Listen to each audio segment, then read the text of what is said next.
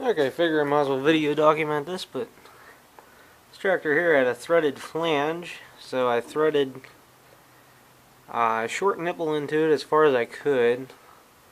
And I think you guys can see the giant void back there.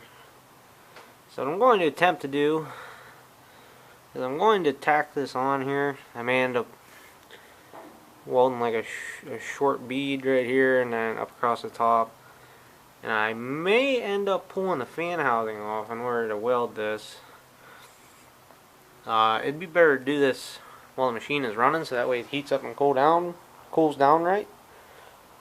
Because I'll just bring it up to operating temperature and weld it.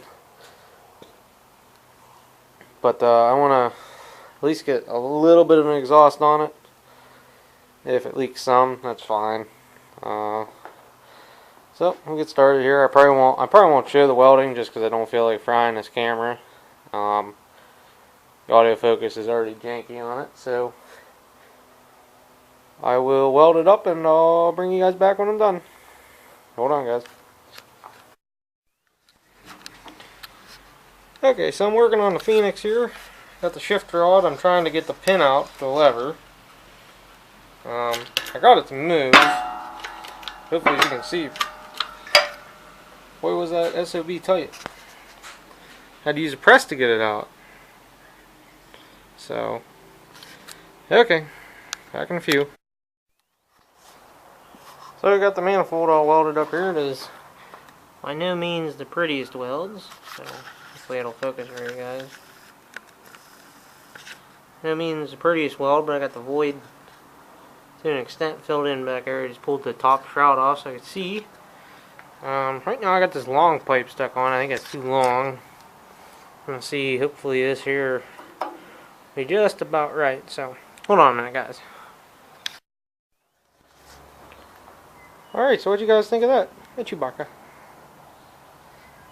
Anyhow, what do you guys think of that? That's a lot closer to a Gravely factory exhaust that wasn't welded up out of plumbing parts, huh? Turned a little bit to the forward a little bit, but that should be okay. I went through and re-welded this side here a little bit. I could tell it didn't stick to the flange very well. I didn't have this very clean, so, and you can laugh at the welds all you want, but as long as the manifold stays on the exhaust port, I will be very happy with it. Also, it'll be hid behind the heat shield, whatever I did with it. What did I do with it? Eeny, meeny, I see it. What's your eardrums?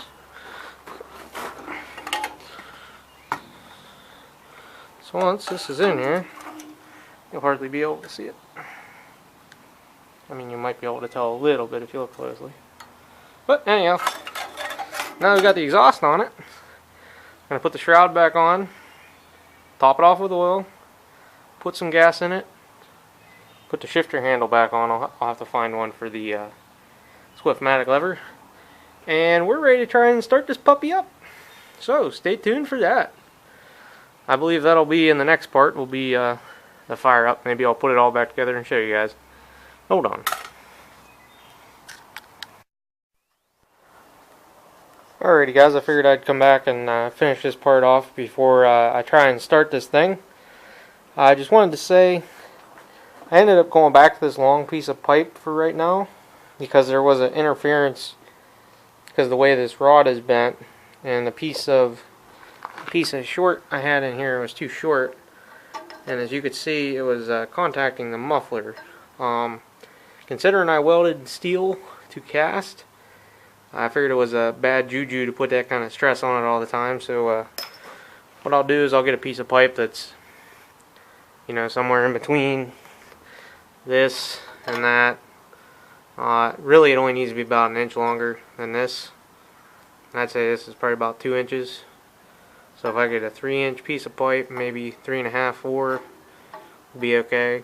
I'll have to measure this, see what it is, and measure this for sure and see what it is, but that's what I'm thinking off the top of my head. So without further ado, we're going to move on to part, hell, I don't know what part we're on anymore, but it'll be where the Phoenix rises from the ashes. So Thanks for watching this part, guys, and I'll catch you guys in the first start.